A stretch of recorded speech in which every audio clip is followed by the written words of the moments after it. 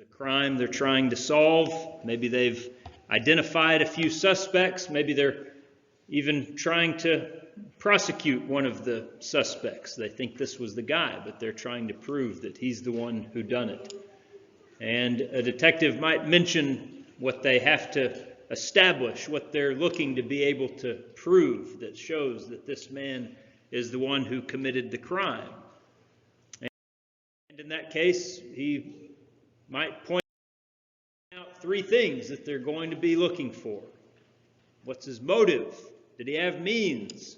Did he have the opportunity to commit the crime? They'll try to establish those three things to show that this guy at least could have done it, that he is the one responsible. Here in Matthew chapter 9, we're going to see some of those same things from Jesus leading into the 10th chapter that will describe why Jesus did what he did, what the idea behind his work was. How did Jesus intend to accomplish the great work that he had of saving the souls of men? Well, there in verse 36 of chapter 9, we see that there was something that motivated Jesus. Verse 35 is where we'd find that. Matthew says that Jesus had compassion on the multitude. He uses there the strongest word available. I'm told from the lexicons and the studies of the language that he uses the very strongest, deepest word possible to describe someone's compassion for something. Jesus saw the state of the crowds around him. The two words Matthew uses in saying what Jesus saw, he saw that the crowds were weary and scattered. The word weary literally means, or is from a word that literally means to flay something. Someone who had been flayed. They'd been skinned alive. Obviously, in a metaphorical sense, a figurative sense, you would be talking about people who were oppressed, people who were tormented. They had hardship. They were wearied with that kind of difficulty. He says they were scattered. They were thrown away. They were cast down with exhaustion. Now, some thought might be given here to the physical state of the multitudes that Jesus looked out and saw as he went about through these villages. Few of them had any kind of wealth. Many of them lived in fear of their Roman occupiers. That could be some of what is in mind, but mostly Jesus is looking at the spiritual state. He gauges the hopelessness brought by the heavy burdens of the Pharisees. He looks at the empty self-service of the Sadducees that they try to inflict upon men and sees the worthlessness of that religion that they practiced. Jesus looked out at those multitudes that he had been preaching to and had been healing and had been trying to comfort, and he sees that they have no guide, they have no shepherd. And so he was moved to the very core of his being with compassionate love for them. That's what motivates him. What are the means that Jesus will use to accomplish his work?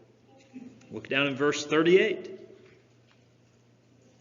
Pray that the Lord of the harvest would send out laborers into his harvest. Jesus, of course, had already been preaching and teaching and healing, and massive crowds had gathered to hear and to see him. However, his work always looked forward to the time when he would depart and would no longer be on the earth, and the work would be done by his followers. Followers who may not be able to count on crowds coming out to them, it should be said too. But this means that Jesus uses will be people, disciples, laborers, and the power of God who would equip them for their work, the prayers that they would offer to him for their success. If the apostles were praying as commanded, they, of course, would end up being largely the answer to their own prayers. Maybe that is something for us to consider as well.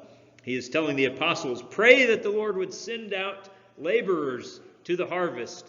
And in the next passage, as we're going to see throughout chapter 10, it is those same men that he says, go, you are the ones. God will be using you to actually answer the prayers that you have offered to him. Those are the things that Jesus would use to begin the work of his kingdom. Of course, what we're looking at in chapter 10 really is the opportunity that he has. This chapter is a test run of sorts. Later on, the command will be, "Go therefore, make disciples of all the nations." That's how the book will end, famously in Matthew chapter 28, or in Mark's verbiage, "Go into all the world." But right now, in this sort of limited commission, the apostles can see how it might go for them as fishers of men. They'll be sent out. They'll get their hands dirty. They will test themselves, and they will test this gospel that they are preaching to mankind and see how each fares, see of what stuff each one is made. Now, why does Matthew include these instructions? It does serve as a bit of a historical record. It has some interest for that simple fact, I suppose we'd say. It's a fairly major event in the earthly ministry of Jesus. And it is just something that he actually did. And so Matthew might have written it down for that reason and no other. But I think it almost certain that it goes beyond that. This is how the gospel of Christ would be spread. This is how it works. When people are stirred by their own compassion for others, for those who are leaderless and rudderless and lost and weary and scattered, when people are moved by that, and when they also are moved by the compassion their Lord has for those same people, when they pray for opportunities and for laborers with a will to work, and when people actually go out into the fields and do the work that Christ has commanded in the spirit that Christ has commanded, the kingdom grows. That is simply the same process it has always followed. These same things that we could find here on the screen that were true of the disciples would be true of us. The same motivation, the same tools used to carry out that motive or that will of God. We simply find ourselves now 2,000 years after these men, sent into different fields at different times, but nonetheless in the same spirit. And so Matthew chapter 10 will describe what Jesus said to those 12 men that he calls, but they're laying down the pattern for us to follow. I want to spend actually the next couple of weeks looking at Matthew chapter 10. If you're kind of glancing through your scriptures, you see chapter 10 is 42 verses. If you've been here before and you say, "I've listened to this guy talk, there's no way he's covering 42 verses in 1 week, probably not even 2. Well, you're right. I'm at least smart enough this time not to try, though. And so this morning, I want to sort of give an overview, take the kind of bird's eye view, top-down perspective, and just consider a few things about the work in the field that Jesus is sending his disciples out into. And next week, we'll look at a few more specifics about what they would in fact be called upon to do. I think and I hope that both will be useful for us as we try to do what the apostles did. When we talk about going and preaching the gospel, I recognize, and I hope you recognize, this will take different forms. It, by design, takes different forms, and by necessity in our lives, with the different opportunities that each of us has, with the different skills that each of us has, it will take different forms. It can and it must, and people are reached in different ways. Maybe it is a sermon that is being preached that falls on the right ears, the ground that needs to receive that nourishment. Maybe it is you talking to your coworker in what seemingly would be an inconsequential conversation in passing, the kind you've had hundreds of times, but on that day, at that time, you begin talking about something that is crucial to them at that time and hits them the right way. And you end up, after a fashion, preaching the gospel to them. Maybe it is the work that you do with your children, with your grandchildren, with people who need Christ just as all others in the world need Christ, but who are going to be receiving that word from you. We maybe focus on the idea of going out and spreading out, and that is important. But there is also work that must be done on the home front to preach the gospel to all creation. Might involve inviting someone to simply read the Bible with you and to see directly from the text itself what the gospel is and what it consists of. It might simply be that it begins in our very pattern of life, that the conduct that we exemplify would in some way show to someone what the gospel is, what it results in, and why it matters.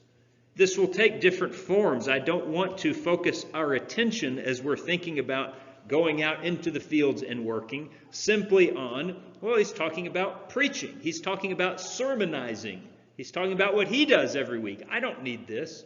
We all do. We all must be carrying the word of Christ, the gospel of Christ, into the world in as many varieties of ways as we possibly can to reach and to save as many as we can. Paul talks in his letter about becoming all things to all men. And I don't think that implies simply being able to converse with a Jew as well as a well-schooled Greek. It means being able to approach people on many different levels, in many different ways, and finding those who need to receive the truth.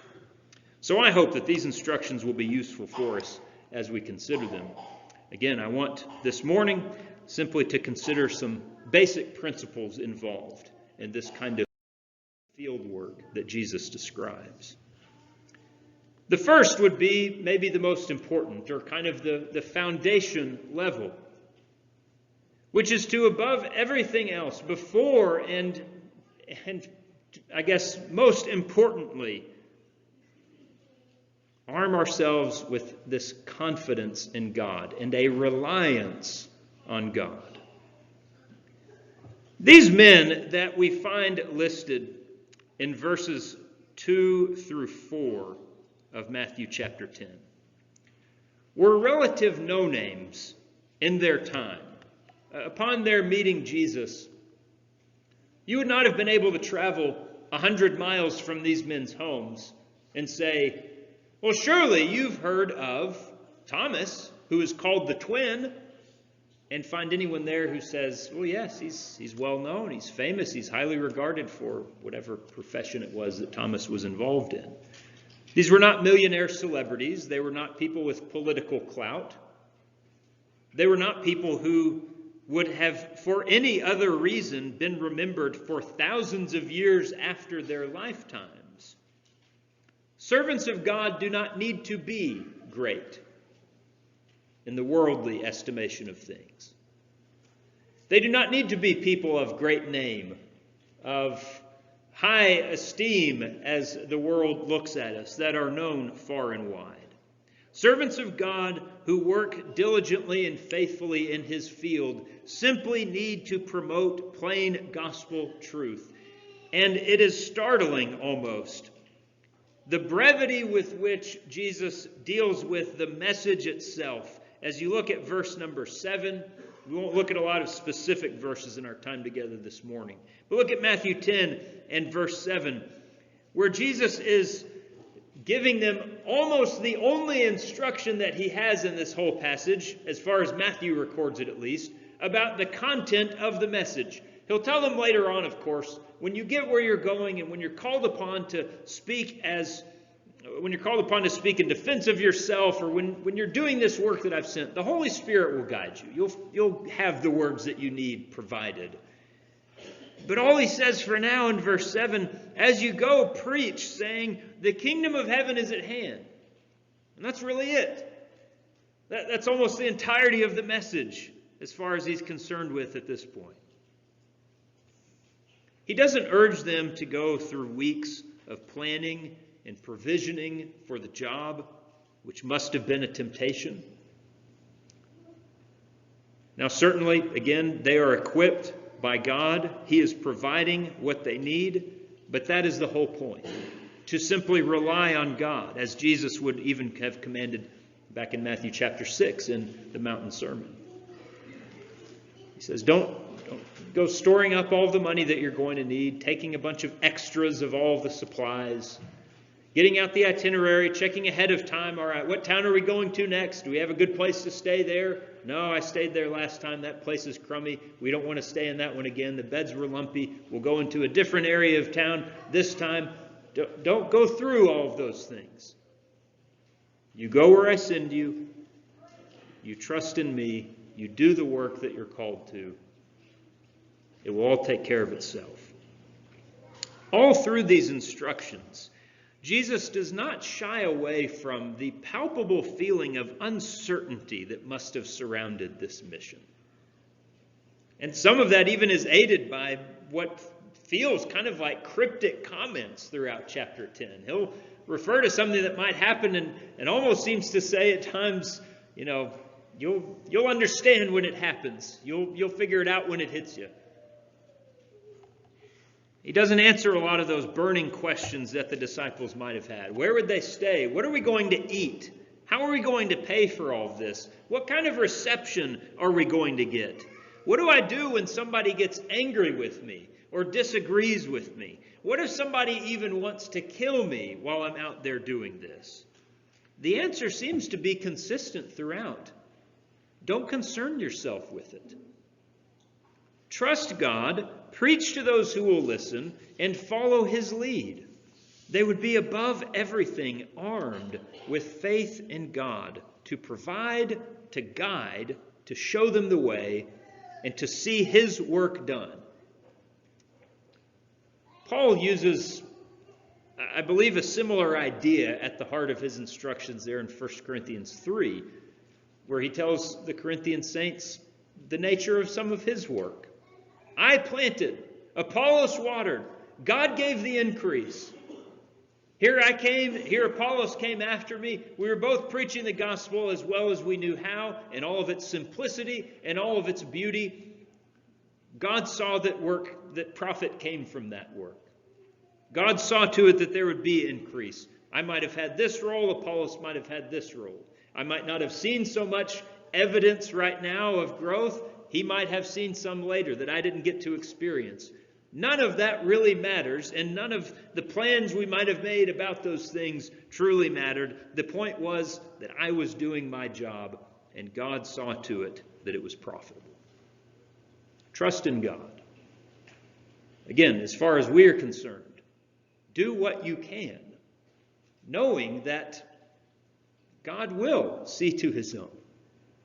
That if you are doing what he has called and what he has commanded, then you are doing what is right.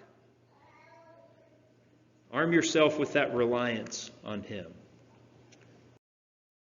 Somewhat related to this is that the apostles, as well as perhaps we, should be expecting difficulty when spreading this message. And that might take many forms. He describes several areas that they could expect resistance from in chapter 10. Maybe a political authority, maybe the religious leaders. It might, he tells them, even come from their own households. Might be brother turning against brother, a sword dividing even a home. Maybe these people would deliver you up to somebody with even greater power, and they might go so far as to kill you. Maybe they'll just hate you from afar. Maybe they'll drive you out of town and you'll have to go somewhere else. Back at the beginning of chapter 10, where the apostles were being listed, Judas is listed, as he commonly is, as the betrayer. And there's even a bit of dark foreshadowing with everything else Jesus will tell them about the resistance that their message, that their preaching would face. Even one of their own would end up turning, would end up joining the enemy's side. What might we experience today? Maybe scorn from others, maybe inner difficulties. We would have to confess, wouldn't we, that there is some fear at times or some stress in trying to approach someone with something that is so serious and that can be so uncomfortable for us. Maybe the loss of friendships or jobs or comfort. In whatever form, it should not come as a surprise and should be met by simply continuing to spread the gospel without shame. In my mind, I keep returning to Matthew 9:38, which is really sort of where we began, with the idea of prayer. Pray the Lord of the harvest to send out laborers. And this is convicting to me, particularly, Because, in honesty, this idea is often farther down my list than it should be. I confess that there are many other things that come to my mind first when I'm thinking about what should I pray to God for? What is on my mind right now? What is weighing heavily on my heart right now? I do pray for this, and I realize the Scripture tells us to pray for many other things, dozens of them, hundreds, and none of those things are wrong, unless we never give time to consider praying about what Jesus is saying to do here, and what Paul would ask his readers and what other men would ask their readers to do, to pray for us that doors would be open, that opportunities would be given.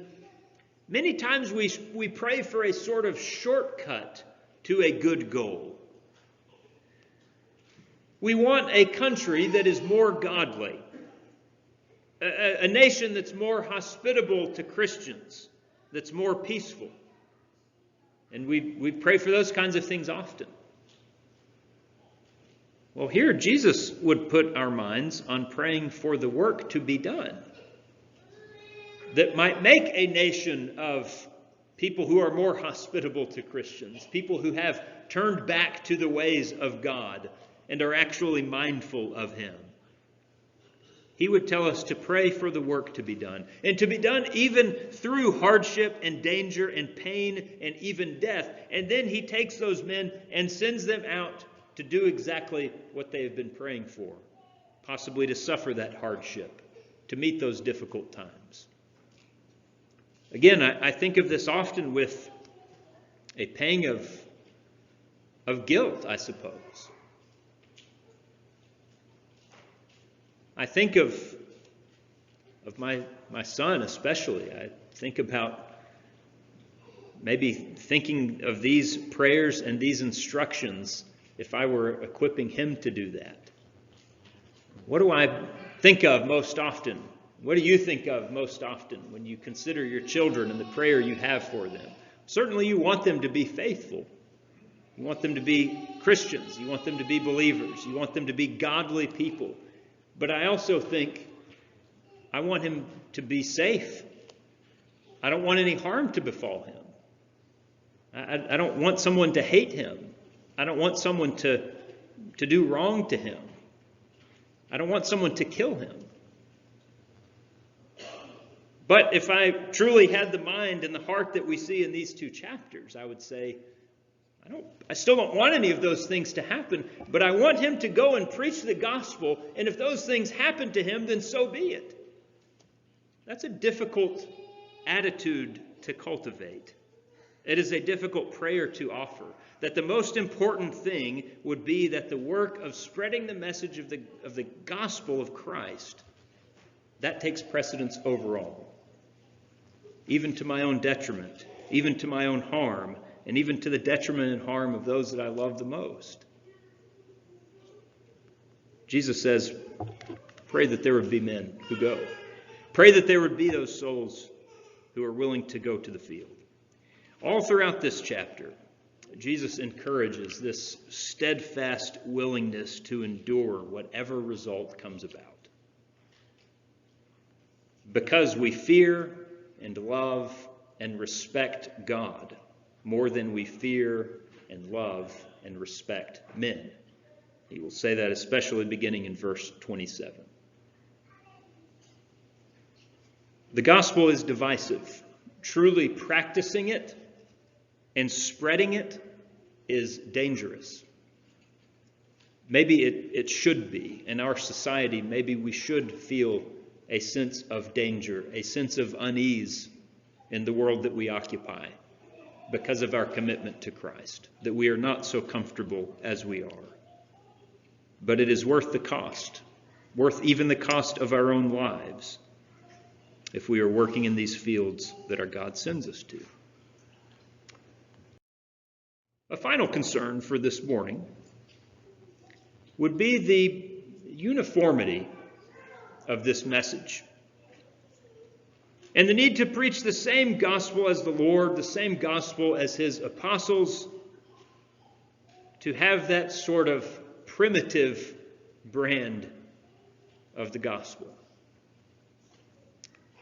This part has not changed at all, but what Jesus tells his apostles in trying to encourage them, I suppose, but also in some ways trying to tell them what they should be doing and in what manner they should be going. Jesus said to the 12, "He who receives you receives me."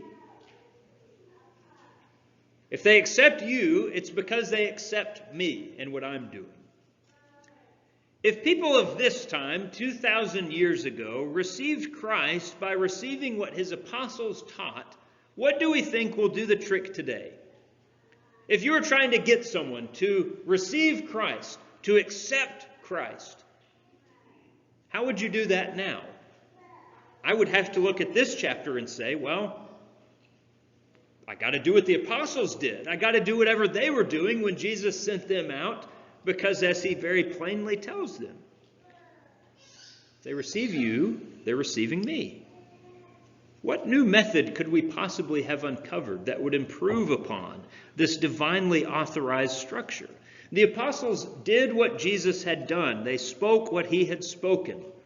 Again, by this point in Matthew's gospel, we spent several lessons in the last few months looking at Matthew chapters 5 through 9, where there is that very well-developed record of his teaching and his miracles.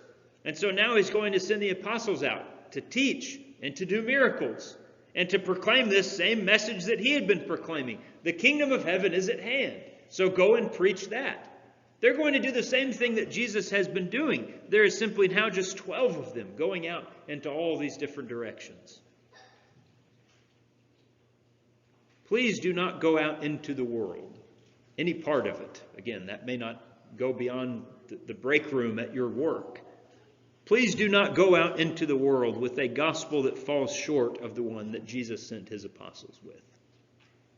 That won't save. That won't do anything. That won't result in a person receiving Christ, unless it is of this same type, this same essential type that Jesus sends his men out with. Proclaiming the truth, proclaiming the good news, proclaiming the kingdom, and its coming in fullness in Christ. One of the interesting, very interesting elements of this passage, to me at least, is that Matthew doesn't give a report on their mission. And you really kind of come away expecting that because you had all of this buildup. There at the beginning, the first 4 verses, he's gathering the 12 together. He's getting his men ready, and you get to hear who they are. And of course, we're reading it later, and we know something about these men. And you see the familiar names, and you think of all their different personalities and how they might go about this task in the many different ways that, John would not present the gospel the same way that Peter did. And they would teach men in different styles and with different kind of temperament. You begin thinking about, all right, we've got the crew together. Now, what's going to happen? Well, Jesus tells them what they need to do. He gives them these very detailed instructions about what they should expect, how they've got to conduct themselves, what to look for, what to be on guard for. And then he sends them out.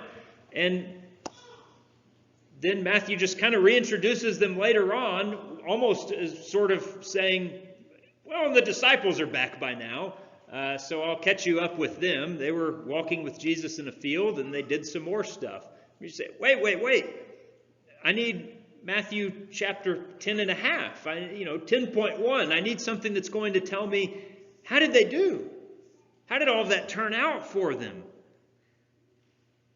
Elsewhere, we might have indications that they had observable success. But that lack of a report card almost seems to be the whole point here.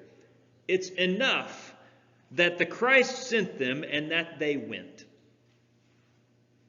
That's the important thing. Jesus said, go, and he sent them out, and they went out.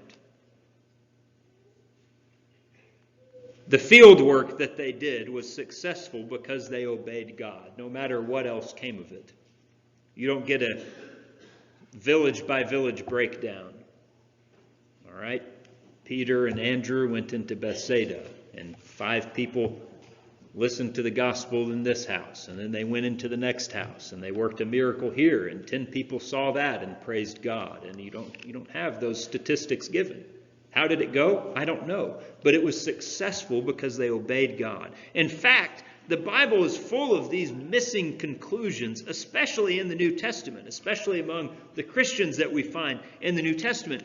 Think of how many major figures in the gospel story, in the New Testament story, don't get a satisfying ending to their story. What happened with Peter, as far as the Bible is concerned? I don't have any idea. Again, you've got tradition maybe that tells you some things, but you see him pretty prominent up until Acts chapter 10, Acts chapter 12. He shows up again in Acts chapter 15, and then I don't know what he did. Paul talks about him in Galatians. He writes a couple of letters on his own. I don't know how that story ends. Mary Magdalene, very important in the Gospels. The first woman to see Jesus, the first person to see Jesus after he was raised. This faithful woman who loved the Lord, and their relationship, their love for each other almost brings you to tears as you read her in the Gospels and you think of the great faith that she had to God. Good luck finding Mary Magdalene after the Gospel of John. What happened with her? I don't have any idea. What happened with Paul? How did Timothy fare in Ephesus or Titus on Crete? How did those works turn out? What kind of a preacher did Apollos really turn into? He was eloquent. He was mighty in the scriptures. Wouldn't you like to have a book that just gave a bunch of Apollos' sermons? I'd love to steal from that, and just kind of say, yeah, here was what one of the great preachers of all time used. How many people benefited from that? I don't have any idea. What became of that church that was in the household of Lydia that started in her home there in Philippi? Not to mention the near complete absence of any biblical record of the apostles' work in spreading the gospel, which, again, tradition, history tells us these men went all over the place.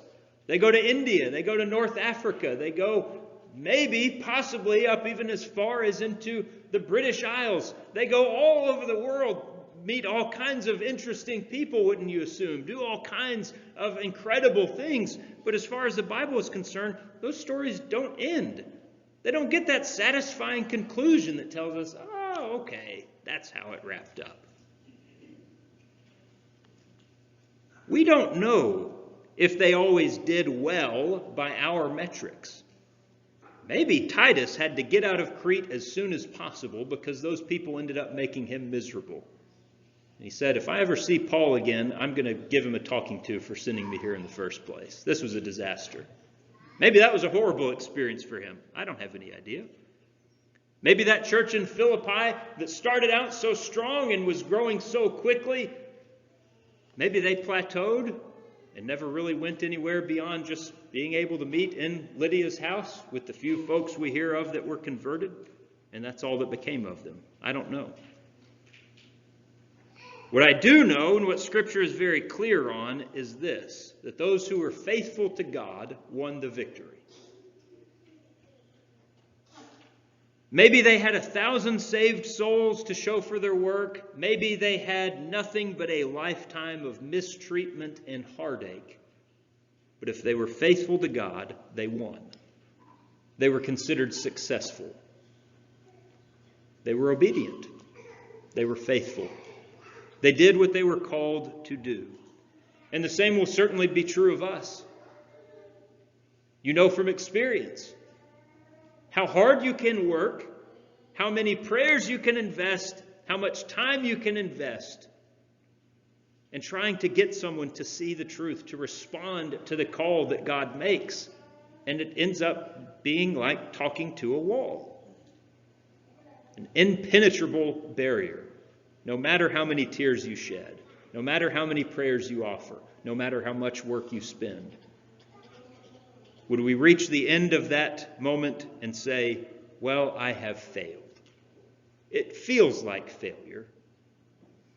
But God sees the worker. He sees the laborer who has gone into the harvest.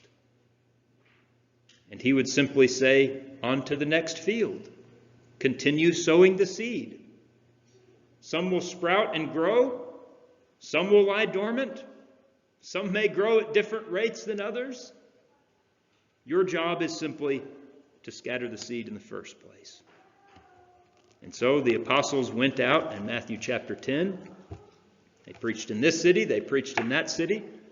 We don't have any clue whatsoever how things went for them, other than, again, other Gospels mention them coming back and reporting more than anything else how cool they thought it was that they could perform these miracles. Even the demons listened to us.